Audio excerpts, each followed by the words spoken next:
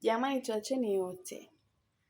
Shogangu yule Shangupe yule Aisha, unaambiwa Aisha sasa hivi kawa ng'ari. Aisha kawa mweupe kama mzogo. Yaani unaambiwaje? Halokwambia kadisiwa, naladisiwa kakosea kukwambia, tena hajafuba, ndo kwanza amezidi mzungu.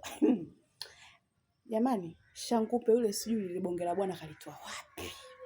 Mi mwenyewe shoga yake tu hapa sijai kupata bwana kama yule.